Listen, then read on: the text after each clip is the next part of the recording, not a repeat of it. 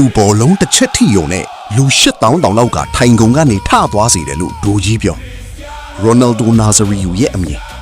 ဒီမှာကမ္ဘာကြီးတိတ်ဆိတ်သွားသလိုပါပဲမီဒီယာအကြက်အတေးနဲ့အမုန်းတရားတွေကိုကြီးကျယ်တဲ့ကစားသမားတစ်ယောက်ကဘလို့တုံ့ပြန်ခဲ့လဲဆိုတာပါဂေါ့ညင်းကုန်မှုအကြောင်းတော့မဟုတ်ပါဘူးခရစ္စတီယာနိုရိုနယ်ဒိုကအရန်ထူးခြားပါတယ်ကမ္ဘာဖလားတိုင်းမှာကျေပွင့်အသစ်တွေခေါင်းစဉ်အသစ်တွေနဲ့ရေပန်းစားတဲ့ကစားသမားအသစ်တွေနဲ့ရောက်ရှိလာပြီးမြဲသူ့ကိုယ်သူဇလန်းရဲ့အလေပုံမှာထားဖို့နီးလန်းရှာပါတယ်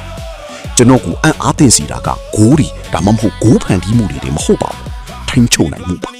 သူကအားကစားကွင်းတစ်ခုရဲ့စိတ်ခံစားမှုကိုထိန်းချုပ်နိုင်တယ်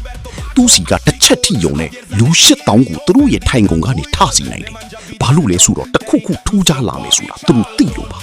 ကန်ဒဝင်ကစားသမားအများစုအနားယူနေတဲ့ဒါမှမဟုတ်ပွဲကြည့်စင်ကနေကြည့်ရှုနေတဲ့အသက်အရွယ်မှာသူဟာတနိုင်ငံလုံးရဲ့မျှော်လင့်ချက်တွေကိုသူ့ပခုံးပေါ်မှာထမ်းပိုးထားပြီးအလွယ်တကူပုံပေါ်အောင်လုပ်နေစေပါ